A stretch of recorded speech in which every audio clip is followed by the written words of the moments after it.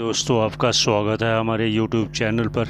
सभी के मंगल की कामना करते हुए आइए, जैसा कि प्रतिदिन श्रीमद् भगवत गीता का श्रवण कर रहे हैं महाराज जी के श्रीमुख से हम सब। आइए, दूसरा अध्याय चल रहा है।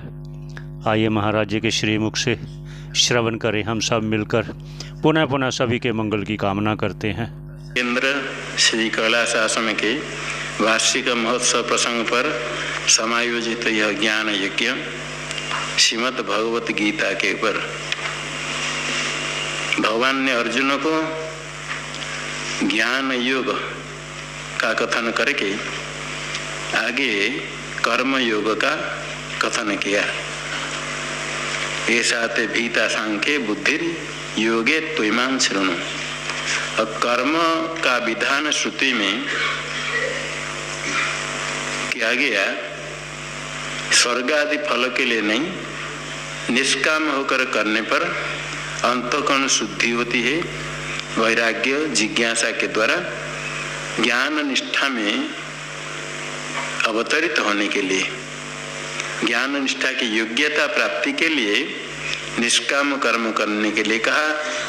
और इस क्रम से जब समाधि में अंतःकरण स्थित हो जाए तब विवेक ज्ञान को प्राप्त करोगे कहा। तो फिर अर्जुन को अवकाश मिला प्रश्न करने के लिए। जो ज्ञान में जिसकी निष्ठा हो जाए, स्थिता प्रज्ञा यस्य सस्थित प्रज्ञा, ऐसा जो ज्ञानी है समाधि में स्थित है उसको लोग किस प्रकार कहते हैं? स्थित प्रज्ञ सका भाषा। किसको स्थित प्रज्ञ कहा जाता है? सामान्य लोग नहीं, विद्वान शास्त्रीय भाषा में, विद्वान की भाषा में स्थित प्रज्ञ किसको कहा जाता है? और जो स्वयं स्थित प्रज्ञ है किम व्यवहार करता है, भाषण करता है, स्थितधि किम प्रभाषित, द्वितीय प्रश्न है।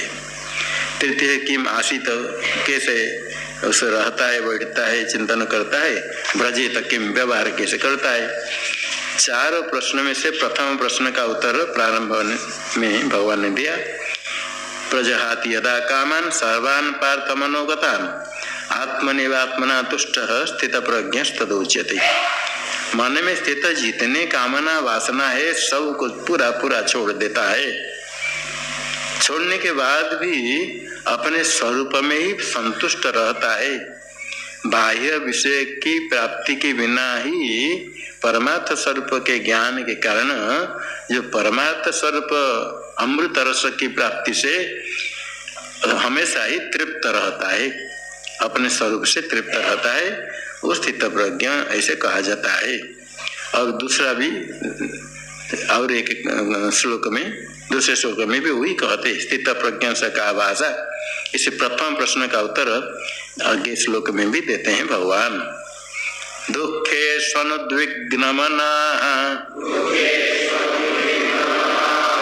सुखेषु विगतस्पृहः वीतराग भय क्रोधः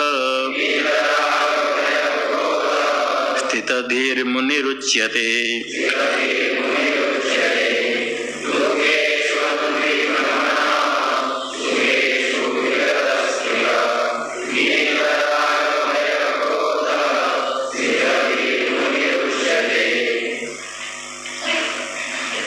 दुखेषु अनुद्विग्नमनाः सुखेषु विगतस्पृहः वीतराग भय क्रोधः मुनिः स्थितधीरुच्यते। दुख में अनुद्विग्नमनाः, दुखेषु दुखों में, प्रतिकूल वेदनीयम दुखम सर्वेषां प्रतिकूल वेदनीयम दुख। दुख किसको अनुकूल नहीं होता है, सबके लिए प्रतिकूल है। सुख सर्वेषां अनुकूलम वेदनीयम सुख है। सुख सबको अनुकूल है, दुख सबको प्रतिकूल है। कभी कभी स्वल्प दुख अनुभव करना चाहते हैं, व्रत अनुष्ठान करते हैं, तीर्थ यात्रा करते हैं, परिक्रमा करते हैं, कष्ट सहन करते हैं, उपवास करते हैं, तो दुख सहन करते हैं, तप करते तो दुख वहाँ अनुकूल कैसे होता है? प्रसन्न होकर के व्रत अनुष्ठान करते हैं। दुख तो प्रतिकूल होना चाहिए। जब कुछ व्रत अनुष्ठान तीर्थ यात्रा आदि करके उपवास आदि करके दुख अनुभव करते हैं, वो दुख दुखत्वेन अनुभव नहीं करते हैं, उस दुख को सुख साधनत्वेन जानते से अधिक सुख मिलेगा। व्रत करने पर, उपवास करने पर, यात्रा परिक्रमा करने से उससे अधिक सुख, परमात्मा की प्रीति, अधिक सुख मिलेगा। तो वो दुख सुख का साधन हुआ। सुख साधनत्वेन दुख को ग्रहण कर लेते हैं। जब मधुमक्खिका है, मधु ग्रहण करते हैं, एक आधे मधुमक्खी का काट दे तो कोई बात नहीं, मधु तो मिल जाएगा। पुष्प तोड़ते, सुगंध पुष्प, कहीं हाथ में गुलाब के कांटा, कुछ कांटा लग गया तो कोई बात नहीं, पुष्प तो ग्रहण करना है। तो थोड़े बहुत दुख चलते समय, थोड़े बहुत कहीं पत्थर कंकर कांटे लगने से दुख तो होता है, किंतु तीर्थ यात्रा करने पर कुछ आनंद पुण्य आदि की प्राप्ति होगी, जिससे सुख विशेष की प्राप्ति होने से सुख साधनत्वेन दुख सहन करते हैं। दुखत्वेन दुख कोई ग्रहण नहीं करता है, दुख है प्रतिकूल। किंतु स्थित प्रज्ञ होता है दुखेषु अनुद्विग्नमना। दुखेषु, दुखों में दुख 3 प्रकार है, आध्यात्मिक, आधिदैविक, आदि भौतिक। आध्यात्मिक दुख होता है शरीर में रोग आदि व्याधि होने से, हाथ पैर कहीं कट गया, रोग हुआ तो आध्यात्मिक दुख है। उसके बाद होता है आदि भौतिक दुख। आदि भौतिक भूत से जो दुख होता है, चोर से, व्याघ्र से, वृश्चिक आदि, सर्प आदि से कष्ट होता है, वो आदि भौतिक दुख है। और आदि दैविक दुख होता है देव संबंधी, अत्यधिक वर्षा, अनावृष्टि, झंझावात, वायु, ये सब कुछ देव संबंधी कष्ट होता है। इनमें सब प्रकार दुख प्राप्त होने पर भी अनुद्विग्न मना, अनुद्विग्नम मनो यस्य, जिसका मन उद्विग्न नहीं होता है, उद्वेग को प्राप्त नहीं करता है। दुख प्राप्त होने पर मन में संचलन नहीं होता है, उद्वेग होता है तो मन व्याकुल हो जाता है, ऐसा नहीं होता है, स्थिर रहता है। दुख प्राप्त होने पर सोचना ये मेरे कर्म का फल है, अवश्य भोगना है। पाप कर्म का फल है दुख, पुण्य कर्म का फल है सुख। दुख मिलता है तो सोचे ये मेरे पाप कर्म का फल है, प्रारब्ध में था, इसको भोगना इसी जन्म में, तो भोग लो, पाप समाप्त हो जाए, पाप कर्म समाप्त हो जाए, भोगना तो है, अभी भोग लो। पुण्य कर्म समाप्त हो जाने की अपेक्षा पाप कर्म समाप्त हो जाए तो अच्छा है। दुख भोग ले, समाप्त कर्म पाप समाप्त हो जाए, और सहन ही तो करना है तो अभी सहन कर ले। उद्वेग को प्राप्त नहीं करता है जो, वो स्थित प्रज्ञ है। दुखेषु अनुद्विग्न मना। इसी प्रकार सुखेषु विगत स्पृह, सुख प्राप्त होने पर स्पृहा, तृष्णा, बहुत अच्छा, ऐसा हमेशा मिले, बहुत अच्छा है। ये सुख प्राप्त होने से सुख में राग, आसक्ति सबकी है, प्रसन्न होकर के और मिले और अच्छा हुआ, रोज ऐसे मिले, बड़े खुश, अपने को धन्य माना, बहुत मिल गया, बहुत अच्छा है। इसी प्रकार जो तृष्णा नहीं हो, अग्नि में जैसे ईंधन, काष्ठ, घृत आदि डालते हैं, अग्नि प्रज्वलित हो जाती है। इसी प्रकार जब सुख साधन प्राप्त हुआ, सुख मिला तो तृष्णा बढ़ती है। किंतु जो ज्ञानी स्थित प्रज्ञ है, सुख प्राप्त होने पर भी उसकी तृष्णा बढ़ती नहीं है। जो अज्ञानी है, थोड़े सुख प्राप्त हुआ, जैसे अग्नि में ईंधन काष्ठ डाल दिया, घृत डाल दिया, अग्नि प्रज्वलित हो जाती है। इसी प्रकार सुख मिलने पर जिसकी तृष्णा बढ़ती है, खुश होता है, ये अज्ञानी है। ज्ञानी स्थित प्रज्ञ उसमें प्रज्वलित प्रकाश अधिक तृष्णा वाला नहीं हो करके शांत रहता है। वो विचार करता है ये पुण्य कर्म का फल है, सुख तो मिलता है किंतु इससे पुण्य कर्म समाप्त हो रहा है। मेरे जीवन में जितने पुण्य कर्म भोगना था, उनमें से कुछ पुण्य कर्म भी भोग दे करके समाप्त हो रहा है। ऐसा सोच करके हर्ष को प्राप्त नहीं करे। विगता स्पृहा यस्य स विगत स्पृहा। वीतराग भय क्रोध रागश्च भयं च क्रोधश्च राग भय क्रोधाः। वीता का थे विगता, राग भय क्रोध। आसक्ति राग और भय और क्रोध कोप ये समाप्त होगी। जिसकी समाप्त हो गई इष्ट वस्तु सुख, सुख साधन में राग होता है, भय होता है, विरोधी से विपक्ष से शत्रु से भय होता है, और क्रोध होता है। अनिष्ट प्राप्त होने पर कोई अपने जो चाहते उसे विपरीत करता है तो क्रोध होता है। सब कुछ का चिंतन विचार करके सबका त्याग करना पड़ता है साधक को। आसक्ति तो स्वाभाविक है, पशु पक्षी की भी है। मनुष्य बन करके और साधक बन करके परमात्मा प्राप्ति की इच्छा है तो इष्ट साधन में राग और विरोधी से भय। विरोधी शत्रु क्या करेगा? अपने प्रारब्ध में जो है वही होगा। कोई अपने स्वरूपतः स्वभावतः शत्रु नहीं होता है। आपके कर्म के अनुसार कभी आपके मित्र भी शत्रु हो जाएगा, कभी पुत्र भी पिता को मार देता है, उसका फल तो भोग करेगा, किंतु आपके प्रारब्ध कर्म का फल आपको भोगना पड़ता है। तो उसे भय किसी से नहीं, ज्ञानी निर्भय रहता है। आयु जितने समय है एक क्षण आगे पीछे होने वाला नहीं है। जब तक आयु हो कभी मार नहीं सकता है, आयु समाप्त होने पर कोई रख नहीं सकता है। ऐसे देखा जाता है कभी किसको मारने के लिए प्रयास करते हैं, विष डालते हैं। किस प्रसंग कैसे होता है? दूसरे व्यक्ति खाता है, कभी दूसरे व्यक्ति मरता है, नहीं दूसरे को पता चलता है तो जिसके लिए विष डाला गया उसके पास भोजन आता नहीं तो बच जाता है, कुछ नहीं होता है, उसका प्रारब्ध है। यदि समाप्त हो जाए तो मर जाएगा। किसी प्रकार विष के बिना भी मर जाते हैं। किसी को कहना थोड़े कुछ हुआ, छाती में दर्द है, डॉक्टर को बुलाओ, डॉक्टर आने के पहले खत्म, कुछ नहीं कर सकते। इसलिए भय नहीं। जब तक प्रारब्ध आपका है तब तक कोई कुछ नहीं कर सकता है। मारे हरि रखे कौन, रखे हरि मारे कौन? प्रारब्ध है अथवा भगवान जिसकी रक्षा करेंगे कौन मार सकता है? अजय प्रारब्ध समाप्त हुआ, कर्म आ गया, भगवान चाहेंगे, यम चाहता है दूत भेज दिया, कौन रक्षा कर सकता है? यहाँ ना सुप्रीम कोर्ट, ना राष्ट्रपति, ना कोई रक्षा करने वाला डॉक्टर। सब डॉक्टर मिल जाए, किसी की रक्षा नहीं कर सकते। डॉक्टर अपने पिता माता को, पुत्र को बचा देता है मर जाते समय। सब डॉक्टर मिलने पर भी नहीं बता सकते। ऐसा होता तो कोई राष्ट्रपति नहीं मरता। सब डॉक्टर मिलकर राष्ट्रपति को बचा देते, नहीं होता है। समय आने पर जाना पड़ता है। ऐसे सोच करके भय का त्याग। जो होने वाला प्रारब्ध में होगा ठीक है, ईश्वर की इच्छा है, परमात्मा चिंतन करो। और क्रोध अपने अपने स्वभाव से सब वर्त रहे हैं। जिसके मन में जो कभी कभी से होता है, सब लोग समान है, अच्छा है, अच्छा चाहते हैं, किंतु उसमें मतभेद होता है। कोई विरोध नहीं है, भोजन बनेगा, कोई कहता है लड्डू बने, कोई कहता है बालूशाही बने।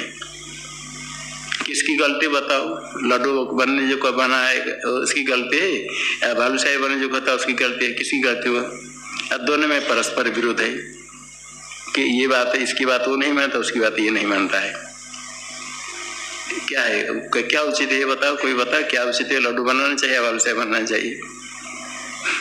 उसमें कुछ नहीं, खाली मतभेद है। और वो भी चाहता है लड्डू अच्छा है, वो दूसरे चाहता है बालूशाही अच्छा है। वो अच्छा के लिए चाहते हैं, दोनों चाहते हैं, दोनों का मतभेद हुआ, उसमें झगड़ा। तो ये होता है उसमें क्रोध। मैं कहता हूँ नहीं मानता, वो क्या मैं कहता हूँ नहीं मानता है, ये क्रोध होता है। ऐसे में आग्रह कुछ नहीं रखे, अपने सोचे थोड़े करके क्रोध को छोड़ना। ठीक है, मतभेद हो, क्रोध नहीं होना चाहिए, और प्रेम से उसका समाधान करने का प्रयास करें। समझे इस पे, ये यदि कोई न्यायालय में आप रहो, आपके सामने से आ गया, आप क्या निर्णय करोगे? दो व्यक्ति करे, दोनों बराबर है, एक ही पिता के दो पुत्र, दोनों पितृभक्त है, दोनों के मतभेद हुआ, क्या करेंगे पिता? दोनों का एक दिन इसको बना, एक दिन उसको बनाओ, ये कहेंगे। कहने आज इसे बनना चाहिए, तो पिता क्या ब्रह्मा जी भी समाधान नहीं कर सकते? तो इसलिए इसमें थोड़ा समाधान करना पड़ता है।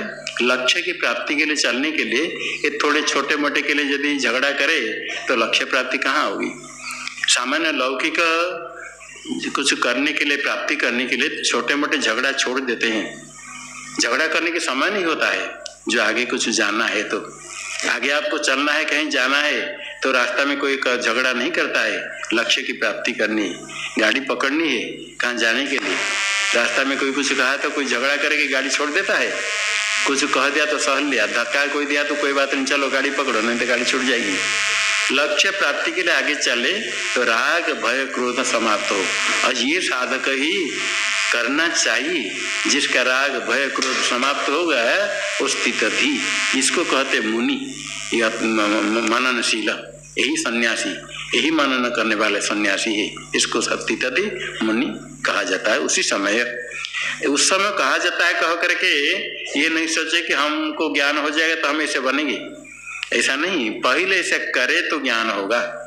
दुख प्राप्त हो तो उद्वेग प्राप्त नहीं करे, सुख मिल गया तो अपने खुश होकर के छलांग लगाने लगा, बड़ा मैं बड़े भाग्य में बहुत बड़ा हूँ, कुछ नहीं। राग भय क्रोध छोड़ करके शांत रहे, लक्ष्य प्राप्ति का चिंतन करे।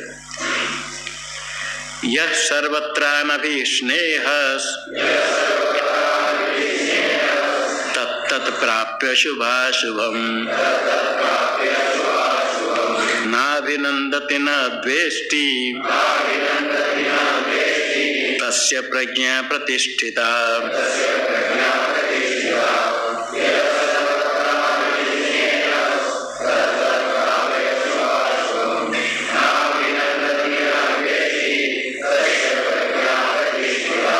ये द्वितीय प्रश्न का उत्तर है। स्थितधि किम प्रभाषित, स्थितधि स्वयं कैसे व्यवहार करता है, कहता है यह सर्वत्र अनभिस्नेह, सर्वत्र इष्ट साधन में भी अनभिस्नेह। अभिस्नेह होता है अत्यंत आसक्ति, अनभिस्नेह आसक्ति नहीं, अत्यंत। सर्वत्र सामान्य है, ठीक है, ये थोड़े बहुत होता है। ये नहीं कि ज्ञान होने के बाद उसको खाली मिर्ची बनाकर इतने दे दो, मिर्ची को खा लेगा, इतने मिर्ची को पीस कर दे दो, खा लेगा, ज्ञानी है इसलिए। नहीं तो इतने गोबर लेके दे दो, खा लेगा। तो है इष्ट अनिष्ट तो मालूम है कि इष्ट क्या अनिष्ट, तो भी अत्यंत नहीं, स्वाभाविक जितने चलता है, ठीक है। सर्वत्र अनभिस्नेह तत्त प्राप्य शुभाशुभम, शुभ अशुभ दोनों प्राप्त होने पर बराबर है। और जो कुछ प्राप्त होता है प्रारब्ध के अनुसार प्राप्त होता है, इसलिए शुभ प्राप्त हो अशुभ प्राप्त हो, इष्ट साधन हो अनिष्ट साधन हो तो समान है। सुख प्राप्त होने पर हर्ष होता है, बड़े खुश होते हैं। किंतु जो स्थितधि है न अभिनंदती, अभिनंदन प्रसन्न एकदम होता है सुख प्राप्त होने पर, अज्ञानी। इसी प्रकार द्वेष करता है दुख प्राप्त होने पर, दुख के साधन में, दुख देने वाले में द्वेष होता है। किंतु जो स्थितधि न दुख में, न दुख साधन में, न दुख प्रदान करने वाले में द्वेष नहीं करता है।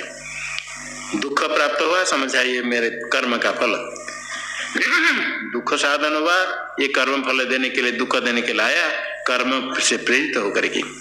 और जो दुख दे रहा है वो आपके कर्म फल भोगने के लिए, आपके पाप को समाप्त करने के लिए आपका सहायक है।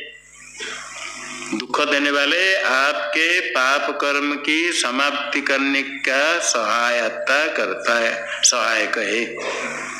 दुख जो मिलता है क्या होता है, अपने पाप कर्म समाप्त होता है। और दुख प्रदान करने वाले उसका विरोधी है या वो समर्थन करता है, समर्थन करता है। तो आप के पाप कर्म समाप्ति का सहायक होता है शत्रु दुख देने वाला। अंदर से उसको प्रणाम करो, तुम्हारी कृपा है, अच्छा क्या हमारे कुछ पाप कर्म को समाप्त करा दिया, क्यों उसके ऊपर क्रोध करना, इसलिए द्वेष भी नहीं करना, उसका अनिष्ट भी चिंता नहीं करना, ठीक है, अपने कर्म फल। और जो कोई करता है उसका कर्म फल भोगेगा, उसके लिए अभिशाप देने की आवश्यकता, कहने की आवश्यकता नहीं कि तुमको तो भगवान दंड देंगे। कोई कहते तुम नरक में चले जाओ क्रोध हो करके, कहने की आवश्यकता नहीं। पाप कर्म करेगा तो नरक जाएगा, आप कहने से कोई नरक चल जाएगा, और कोई नहीं कहेंगे तो नरक नहीं जाएगा। जो पाप कर्म करेगा उसको कोई कहने की आवश्यकता नहीं, पाप कर्म ही उसको नरक पहुंचा देगा। इसलिए क्रोध होकर के किसको अभिशाप भी देना नहीं। तो ना तो सुख में अभिनंदन, दुख साधन देश जिसका नहीं है उसकी प्रज्ञा बुद्धि स्थिर है, प्रतिष्ठित है।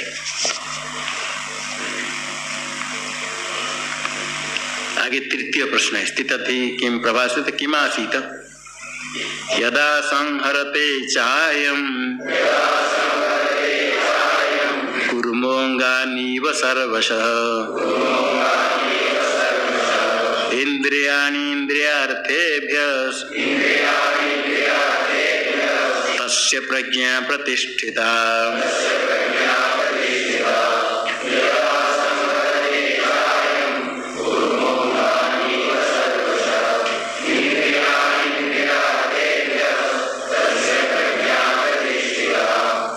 यदा अयं कूर्मो अंगानीव सर्वशः इंद्रियार्थेभ्यः इंद्रियाणि संहरते तस्य प्रज्ञा प्रतिष्ठिता।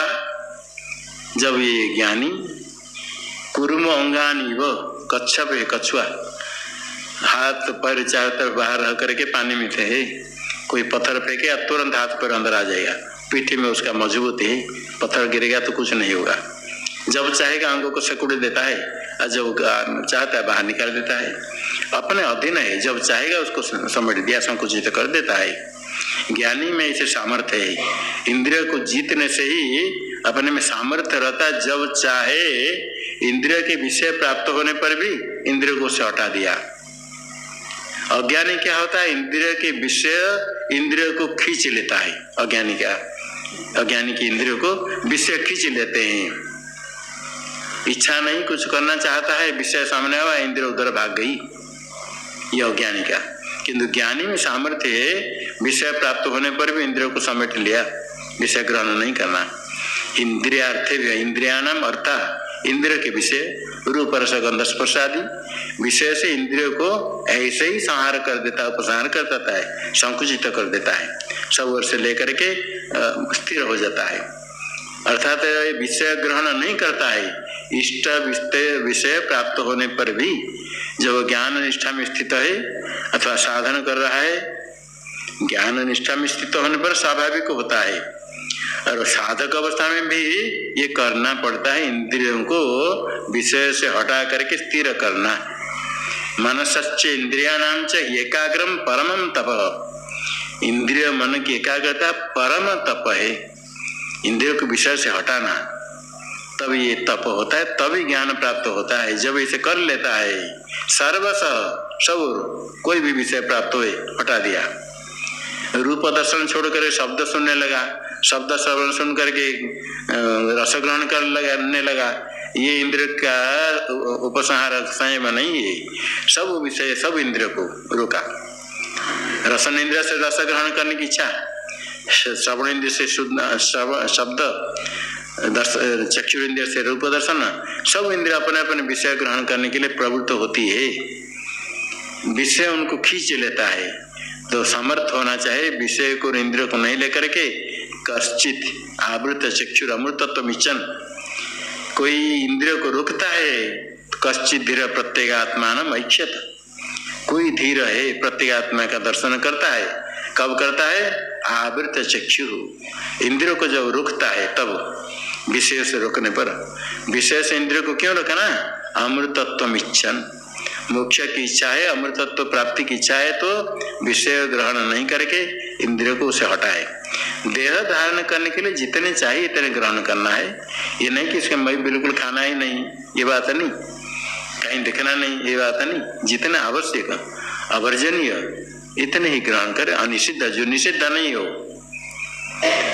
वर्जनीय नहीं हो, जितने शरीर के लिए आवश्यक इतने ग्रहण करता है, और नहीं निषिद्ध ग्रहण नहीं करता है, अधिक नहीं, ऐसे उपसंहार करता है। अभ्यास करने पर सामर्थ्य हो, इंद्रियों को जब चाहे हटा दे, तभी वो तस्य प्रज्ञा प्रतिष्ठिता, उसकी प्रज्ञा बुद्धि स्थिर रहे।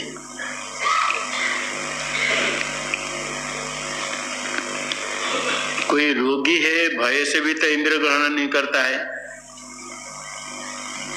किंतु विषय ग्रहण नहीं करता है डर करके। सामान्य भोजन है, कोई खाने के लिए इच्छा करे तो प्रहार हो,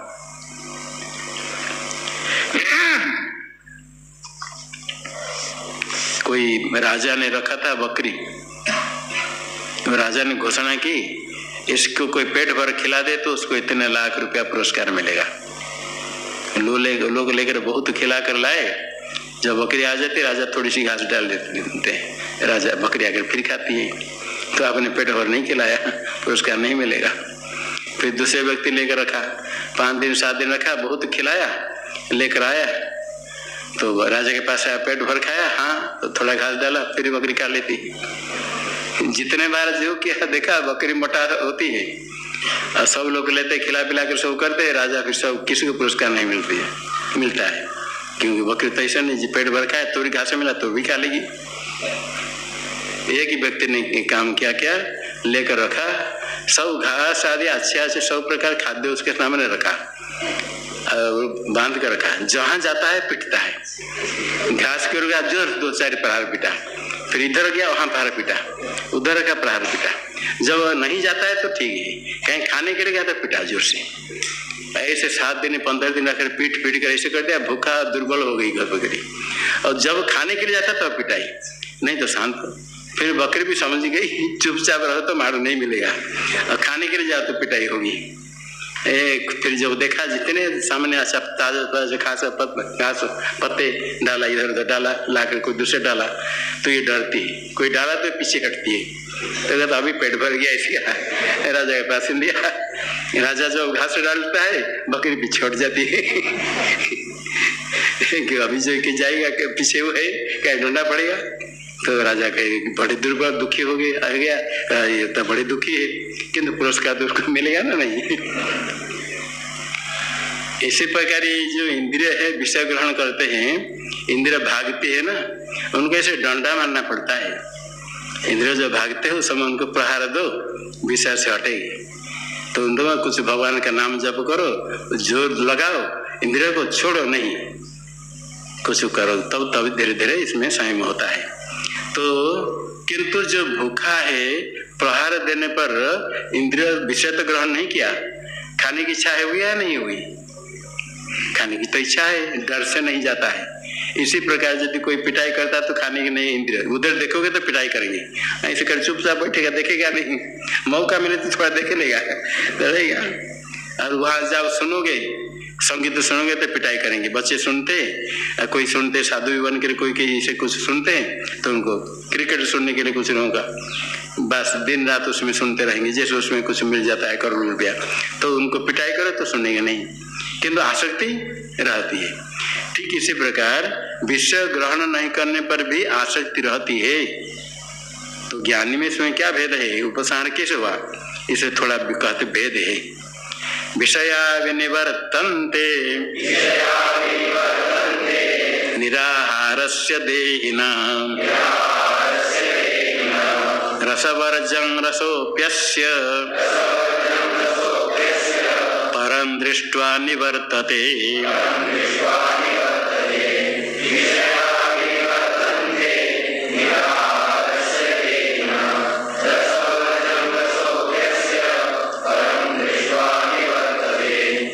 निराहारस्य देहिना रसवर्जम विषया विनिवर्तन्ते रसोप्यस्य परं दृष्ट्वा निवर्तते।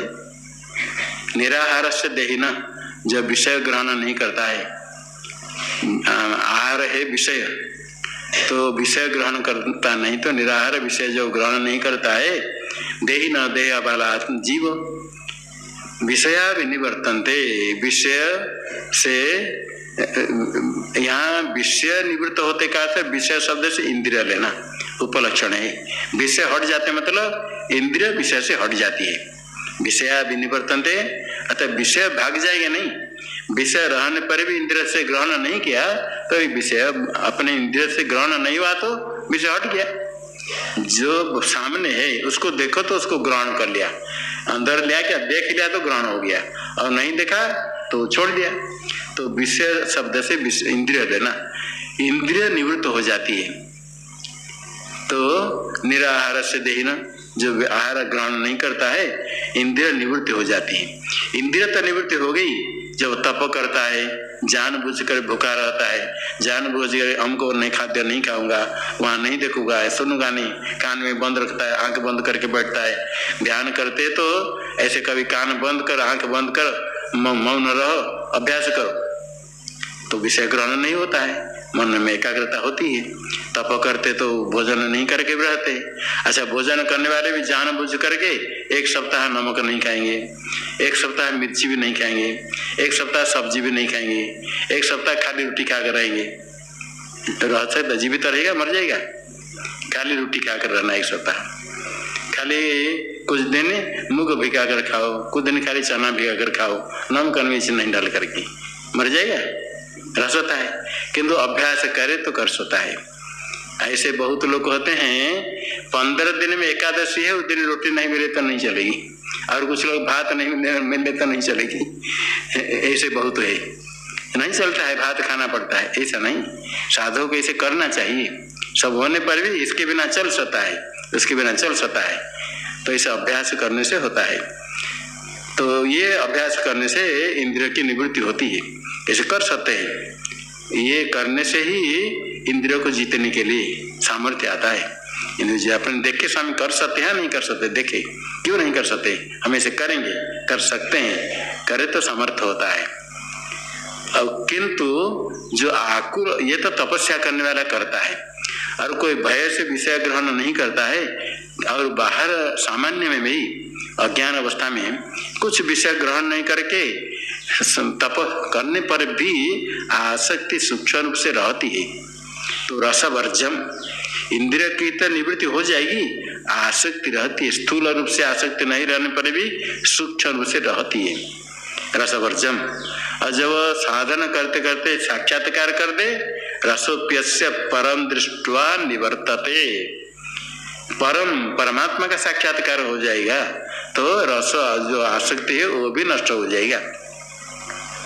विषय का ज्ञान होने पर भी वो ज्ञान, जब सम्मुख दर्शन साक्षात्कार हो गया तो विषय विज्ञान कुछ फल नहीं देगा, निर्बीज हो जाता है। विषय ग्रहण करने पर अज्ञानी से क्या होता है, विषय ग्रहण करने से इष्ट अनिष्ट फिर तृष्णा बढ़ती और कुछ सोचता है, किंतु ज्ञानी विषय स्वल्प विषय सेवन करने पर भी मन में कुछ नहीं, जो विषय ग्रहण हुआ, मीठा कभी खा लिया, कभी नहीं खाया, कभी भोजन किया, तो उसमें शांत है। देह धारण के लिए थोड़ा भोजन चाहिए, आसक्ति नहीं। परमात्मा साक्षात्कार हो गया तो रस का भी उच्छेद हो जाता है, समाप्त आसक्ति। जब तक साक्षात्कार नहीं हुआ, ये आसक्ति का पूरा अभाव नहीं होता है। इसलिए कभी नहीं सोचना कि मैं जीत लिया इसको, ठीक है, संयम करके रहते अच्छा है। जब तक तो परमात्मा साक्षात्कार नहीं हुआ, ये इंद्रियों के ऊपर भरोसा नहीं करनी है, कभी लेकर कहाँ खींच लेती है। इसलिए परम दृष्ट्वा अस्य रस निवर्तते, परमात्मा साक्षात्कार करने पर ही आसक्ति की निवृत्ति होती है। इसलिए प्रज्ञा स्थिर करने के लिए सम्यक दर्शन का अभ्यास करे तो बुद्धि स्थिर होगी, आसक्ति का भी नाश होगा। जो ज्ञान प्राप्ति करना चाहता है, प्रज्ञा की स्थिरता चाहता है, उसको पहले यही करना है, इंद्रियों को अपने वश में रखना। यदि इंद्रियों को अपने वश में नहीं रखेंगे तो उसकी 2 हानि बताते हैं। यथा तो ह्यपि कौन्तेय पुरुषस्य विपश्चित इंद्रियाणि प्रमाथीनि हरन्ति प्रसभं मनः।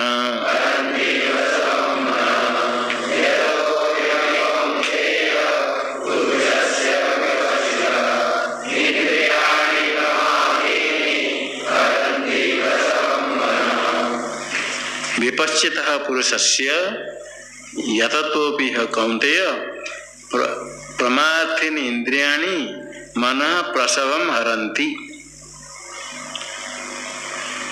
विपश्चितः पुरुषस्य, विपश्चित विद्वान, विद्वान जो पुरुष प्रज्ञा थोड़ी बुद्धि हुई, विद्वान होने पर भी आत्म अनात्म विवेक करता है, समझता है, मेधावी है, होने पर भी यततो भी प्रयत्न भी करता है, प्रयत्न करते हुए भी समझता है तो भी इंद्रियाणि प्रमाथीनि, इंद्रिय प्रमथन कर लेते हैं। प्रमथन करके क्या करते हैं?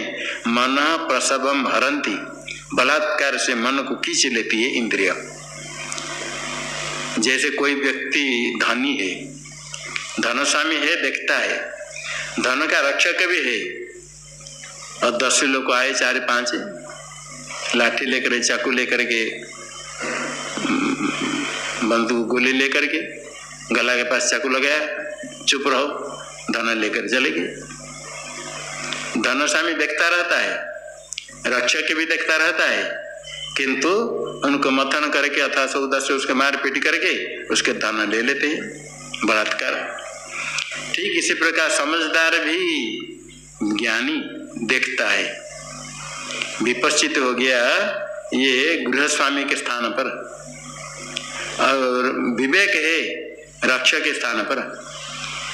ज्ञानी है गृहस्वामी, धनस्वामी, अब बुद्धि विवेक उसका है रक्षक। रक्षक विवेक भी है, किंतु डाकू दस्यु के स्थानीय इंद्रिय क्या करते हैं?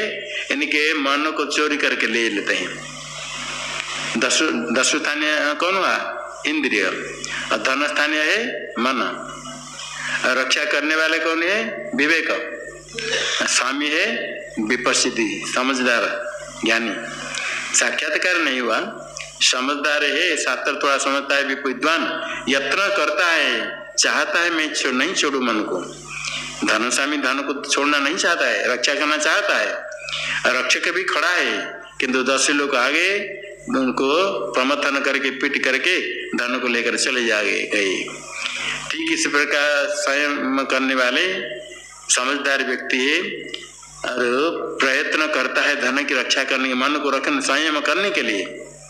विवेक रक्षक उसके विवेक है, ये उचित अनुचित देख रहा है, किंतु इंद्रिय इतने प्रबल है वो दस्यु के स्थान पर है, मन को खींच करके ले लेते हैं। विवेक रक्षक को कुछ नहीं कर सकता है और वो साधक स्वयं कुछ कर नहीं पाता है। इंद्रिय दस्यु के स्थान पर जबरदस्ती उसके मन को ले करके कहाँ कहाँ पहुंचा देते हैं।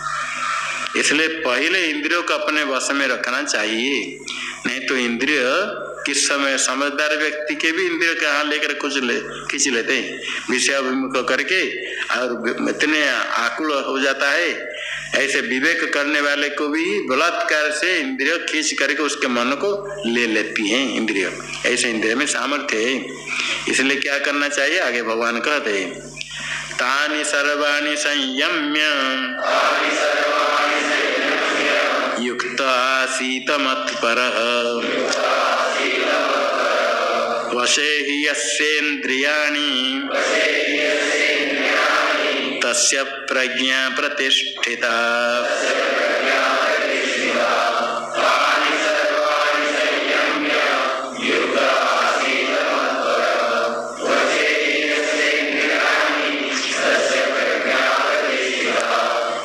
सर्वाणि तानि संयम्य मत्परः युक्त आसीत हे यस्मात् यस्य इंद्रियाणि वशे तस्य प्रज्ञा प्रतिष्ठिता। सर्वाणि तानि संयम्य इंद्रियाणि, सब इंद्रियों को, ज्ञान इंद्रिय, कर्म इंद्रिय, सब को संयम्य, संयमन करके अपने वश में रख करके, पहले अपने इंद्रियों को जितना अपने अधीन रख करके युक्त आसीत, युक्त समाहित होकर के स्थिर रह जाए, बैठे। इंद्रियों को संयम करके, इंद्रियों को संयम किए बिना कुछ नहीं होगा। इसलिए साधक को चाहिए इंद्रिय संयम करने के लिए स्वल्प थोड़ा सा भी भोजन में खाली मिर्ची मसाला के कारण कम हो नहीं चलता है। बड़े हल्ला गुला हो जाती है, गया भोजन नहीं बनता है, अच्छा नहीं होता है। थोड़े से, इतने नहीं, थोड़े रस को जानबूझ करके, थोड़े से रस कम हो, नमक थोड़ा कम खाओ, जानबूझ कर मिर्ची जितने चाहिए तो कम खाओ। खाली चटापट जीवा के लिए खाद्य नहीं है, खाद्य शरीर के लिए चाहिए। 10 मिनट 15 मिनट लगता है खाने में, 15 मिनट जीवा को थोड़ा लगता है। कोई कहते हैं गला जो नीचे नहीं जाता है खाद्य, जब भूख लगेगा तो जो नहीं जाएगा नीचे, बाहर आएगा। भूख लगे और खाद्य सामने जो मिलेगा वो खाना पड़ेगा। भूख लगती है तो मुनि ऋषि ने छांदोग्य उपनिषद आया, उड़द, बिके हुए उड़द वो भी खा रहा था हाथी पग, उसके झूठे लग रहे मांग कर खाया। मालूम है चांदी के उपनिषद आता है, भूख लगती है जाकर मांगा हमको भिक्षा दो, वो खा रहा है उड़द भीगा हुआ, वो खा रहा है तो कहा मेरे पास नहीं, ये झूठा है। कहा चलो थोड़ी उसमें से दे दो, वो खा लिया। कहते पानी देते पानी पी लो, नहीं हम पानी नहीं पिएंगे, ये तो झूठा है। बोलता कि उड़द झूठा नहीं है। बोले ये तो मैं नहीं खाता मर जाता, पानी तो हमको मिल जाएगा। तो देह रक्षा के लिए खाना होता है, खाद्य और साधु को चाहिए जानबूझ कर। ठीक है स्वादिष्ट अच्छा लगता है, कभी खाए ऐसा नहीं कि नहीं खाना, हम नहीं कहते कि स्वादिष्ट मिला नहीं खाना, ऐसा नहीं खाए, किंतु कभी नहीं मिला तो चला दे, कभी नमक नहीं डाला हुआ, ऐसे साधक हमको मालूम है भोजन में कभी सब्जी में दाल में नमक नहीं है, वो खा कर चले गए। दूसरे आकर कोठारी पूछते अरे नमक नहीं डाला, बोले स्वामी तो खा कर गए तुम नहीं डाला दाल में सभी नमक दे। बोला नहीं स्वामी तो कुछ नहीं गया। एक बार नहीं कितने बार होने पर कोठारी महात्मा को मंडेश्वर तक को पता चल गया किस दूसरे आश्रम में काशी में कि नमक मिर्ची नमक नहीं डालता है तो स्वामी जी कभी कुछ नहीं कहते, और खाने वाले देखने वाले को पता नहीं चलेगा कि उनको स्वाद में कुछ फर्क है। वो देखते हैं जैसे जैसे खुश होकर खाते। एक महात्मा था वो ऐसे बोलता था आप तो ऐसे खा लेते जैसे अमृत मिल रहा है, कैसे भोजन बना हुआ आप ऐसे खाते हो। वो देखता है हमारे ये खा लेते ऐसे ऐसे करके। माता प्रमाण देता समाप्त हो गया। तो ऐसे खाद्य जो मिल गया तो ठीक है, मिर्ची कमी तो चला ले, कभी इच्छा तो खा ले, ये नहीं कि कभी मिर्ची खा लिया तो ज्ञान नष्ट हो जाएगी, बात नहीं। कभी इच्छा तो खा लिया तो कभी उसके बिना खा ले, कैसे चलता है। ये रस को इंद्रिय को जीतने के लिए इस प्रकार केवल रसन इंद्रिय के लिए कहा, श्रवण इंद्रिय के लिए भी सुनने के लिए अच्छा ठीक है, कभी सुनने नहीं कभी देखे नहीं, जरूरत नहीं। चलते समय क्या जरूरत है ऊपर नीचे बाहर देखना, शांत होकर नीचे चलकर देख कर चलो।